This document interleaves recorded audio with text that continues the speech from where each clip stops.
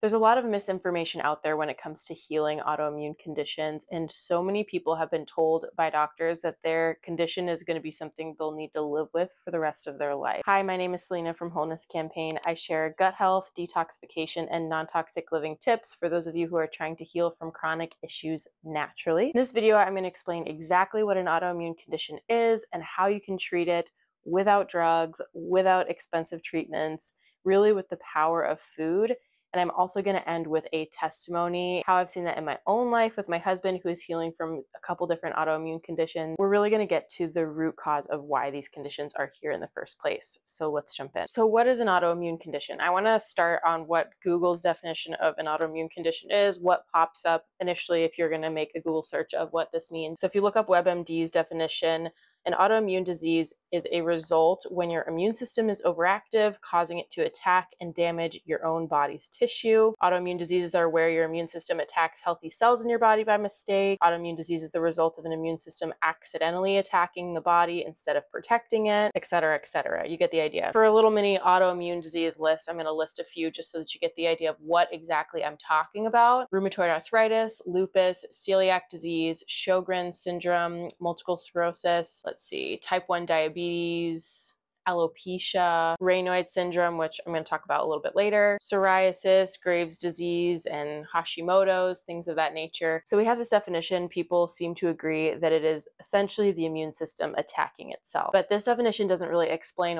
why the immune system would do something like that. So I want to kind of get into that. The reality is that when someone is diagnosed with an autoimmune condition, what they're actually being diagnosed with is a symptom and not actually the root issue of what's going on. We want to understand why your body would start to attack itself, and that really does come down to the gut lining, the intestinal permeability. If you've ever heard of the idea of leaky gut, I'm going to explain how that works. So yes, the immune system is in defense mode, but we want to understand why that's actually happening. Essentially, what's going on in the gut lining is that the intestine becomes permeable.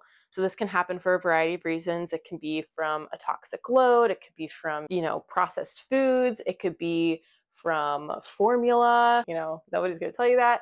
It could be from eating certain foods too early as a baby, like the introduction of solids being kind of done incorrectly. There's a lot of different reasons why your gut can become permeable, and it's very common in our society today where processed foods are everywhere for you to have some level of leaky gut or intestinal permeability. So what essentially happens is if the intestines is permeable, then when your body goes to absorb nutrients from your food, the food particles or, undigested food, toxins, pathogens, and even just essentially feces are given direct access to your bloodstream. They're basically leaking through the gut lining, not staying within the gut lining and in the digestive tract. They're essentially leaking into the rest of the body, which essentially is going to then signal to your body that there's an invader, because that particular food matter or undigested food particles or pathogen or whatever is not supposed to be outside of the digestive tract. So your body will then treat it like it's got something to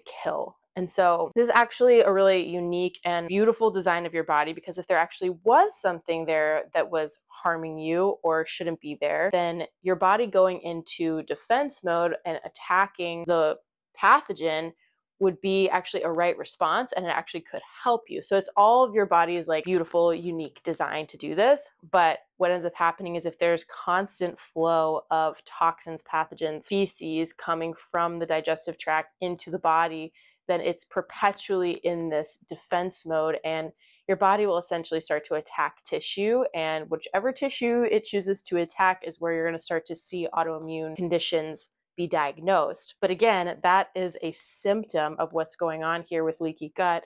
It's not actually the root issue, if that makes sense, because as we just said, it's the digestive lining that's the problem. So that is essentially what's happening with an autoimmune condition. It's pretty safe to say that every single autoimmune condition has the same root cause, and it comes down to leaky gut. It comes down to your microbiome imbalance and all of that being exposed through this intestinal permeability in the body. And again, your immune system going into hyperdrive. So how do you go about resolving autoimmunity? This is a big question, and you really want to go with dealing with the root cause.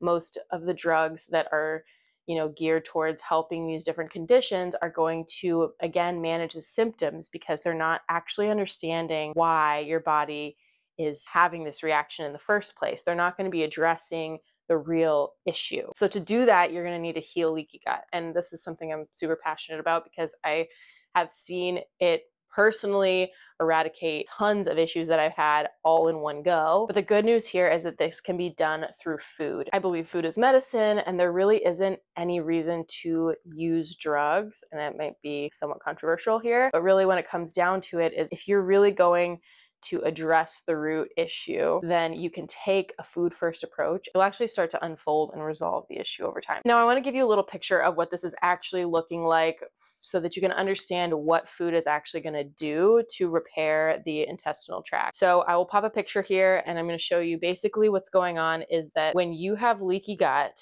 when their intestinal permeability happens, what's happening here is that the mucus lining, the villi, and even if you zoom in deeper, these epithelial cells are essentially getting damaged. And so when there's damage here, the mucus lining isn't going to do what it was designed to do, which is actually to detox and to, balance the microbiome. There's a lot of different functions actually, but these epithelial cells can be either healthy or unhealthy.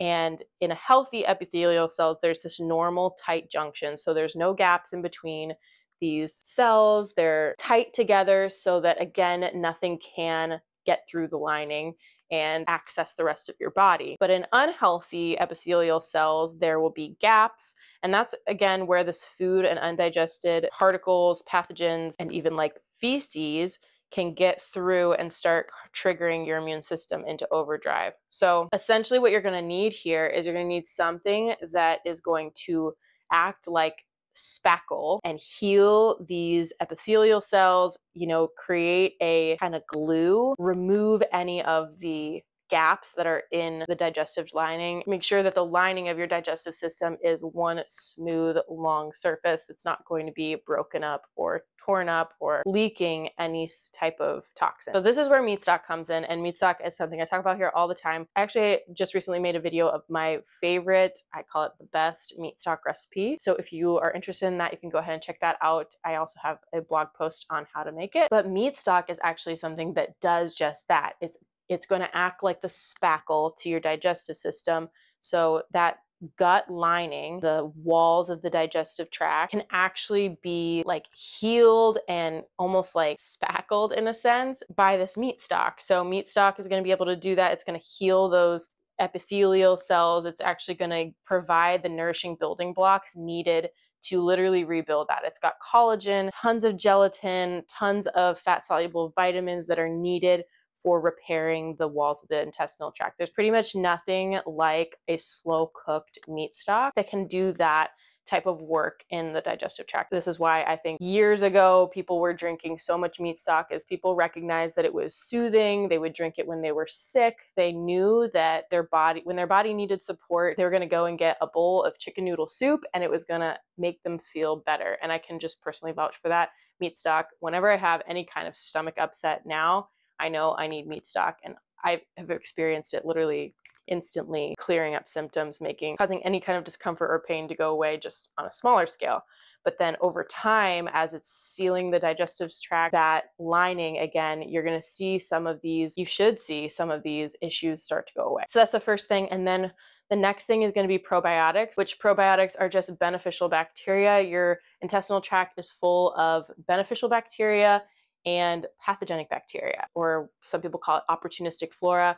These two need to be in balanced relation. So you can have an overgrowth of pathogenic bacteria and a small amount of beneficial bacteria to thrive. But essentially what probiotics are going to do, the beneficial flora, is they're going to act like soldiers on the digestive tract lining to act like almost a barrier against pathogens and, undigested food to getting into the rest of the body. And the more that you have this beneficial bacteria, the more your body is going to start to communicate safety, and that digestive tract lining can start to be built up and strong again. It's actually key here for when it comes to detoxing heavy metals, managing your mood, managing your symptoms, is making sure that that digestive tract lining is full of probiotics, that there's balance there, and understanding that it doesn't mean that you're going to completely get rid of all pathogenic bacteria, because what Dr. Natasha says is that the pathogens actually have a function there. The goal isn't to completely eradicate pathogens. They have a function. They actually act as the cleanup crew. So if you have toxins and metals, it's the pathogens that actually eat those up, and they serve a specific function in the gut. But again, we really want them to be back in balance. And so the first step when it comes to kind of rebuilding that immune system is going to be adding in beneficial bacteria, really giving your system sometimes years of having beneficial bacteria constantly in the diet to repair that wall. And the last thing I will add here is, as your body begins to repair that lining and be able to then absorb food again the way it should be, is you're going to want to start nourishing your body with whole food diet at the very least. But I would really recommend including organ meats in this, because organ meats are really high in B vitamins and magnesium, especially beef liver, and B vitamins, magnesium are going to be super crucial for detoxification, which again, like I said, if we want to decrease that toxic load, decrease the burden on the gut lining, on the liver, the toxic burden on the body, so that there's not constant damage being done, you're going to need these nourishing building blocks. I really do believe that the key way to doing that is through animal foods, and organ meats are a great place to start. So those three things: meat stock, probiotics, organ meats, especially liver. I will link a video of how I take in liver every single day. I got a lot of comments on that video saying that it was really interesting, and some of you guys gave it a shot, which I think is awesome. But those three things are really the backbone of healing the digestive system, healing autoimmunity, because that's again where it starts. It really starts with the gut lining. Now, I'm not here to say that it's that simple. It's often very complex, especially if you've been sick for longer periods of time. This is kind of where I would just start out. But for more complex things, I think it's always helpful to see a practitioner. If you are interested in seeing one, I'm going to link a great practitioner that I know in the description box below, especially if you've hit several walls in your healing, or you've tried some things and you don't know where to go next. This isn't necessarily a one size fits all. There's other pieces to the puzzle, but this is a great place to start when it comes to healing that gut. So I also want to make a quick note here that this is oftentimes why diets, more fad style diets or diets like carnivore, don't necessarily work in the long run, is because you can actually eliminate all the inflammatory foods, all the foods that are making your digestive system worse or more reactive and causing this kind of chain of events happening for your autoimmune condition. You can limit all those toxic foods and really limit that inflammation, but unless you really go down to the cellular level and start healing the digestive tract lining, you're not necessarily going to see these long-term results. You might introduce something again after you've done carnivore for maybe a long period of time. And the videos I'm seeing online are people basically getting even more reactive when they go to introduce these foods that they have cut out for a while, because the truth of the matter is they're not actually healing the root problem. They're just reducing the symptoms by reducing more of the problem foods. But you really do need to add in what I just said, that probiotic meat stock and nourishing foods, in order to be able to heal your body, getting to the place where you can actually tolerate those foods again. So I actually personally tried AIP, and I think there are some ways where AIP can be very productive, again, if you're focusing on those fermented foods. But in a lot of ways, I see people kind of get to a limit with these diets where they can't go further because, again, they're not really addressing the root issue. Okay, now I want to break into a little bit of a testimony. My husband has been working towards healing a variety of different things, but we'll start with just that he had what's called Raynauds syndrome, which Raynauds is an autoimmune condition. We've mentioned in the podcast that he's also working through Hashimoto's, or Hashimoto's like lab results and symptoms, but he had a pretty severe case of Raynauds syndrome. And so if you're not familiar with that, it's basically when your hands go completely numb when they're exposed to cold. Now, most people kind of just look over that. He had a pretty severe, to the point where if he was outside for any period of time, like maybe 5 minutes in the winter, his hands would go completely numb and they'd be in sharp shooting pain for like maybe the next 30 minutes to an hour. Now, he really doubled down and started focusing on the nourishing foods. We went on stage 2 of GAPS, and he did like extended stage 2 for quite a while, around 8 months strictly, and then kind of moved into full GAPS. But around 8 months, we tried out cold on his hands, and I will try to link a video here, but you guys, it was like complete night and day. He was able to go out in the winter. He went out without gloves on. He would drive in a cold car with the steering wheel cold and his hands wouldn't go numb. It would recover so fast if it even had some amount of numbness. And I'm not kidding you when I tell you he's been living with that for like over 10 years. We've never really gone outside to do outdoor activities in the winter because it's so painful for him. And this winter we've been doing long walks outside.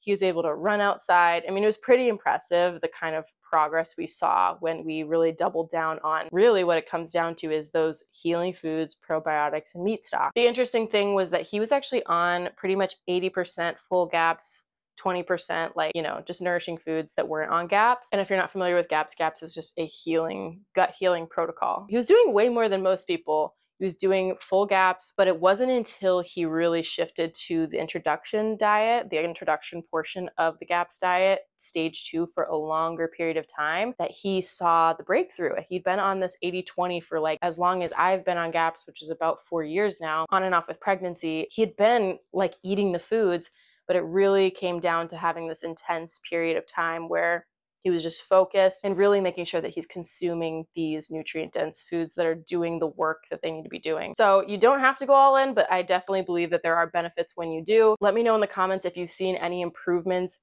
with your autoimmune condition using food as medicine. I love hearing testimonies, you guys. It's really inspiring for me. And if you're not already subscribed to this channel, please be sure to subscribe and hit that notification bell so that you don't miss a video. It's my passion to walk alongside people as they heal and grow. It inspires me and hopefully brings encouragement to you. Thanks for watching.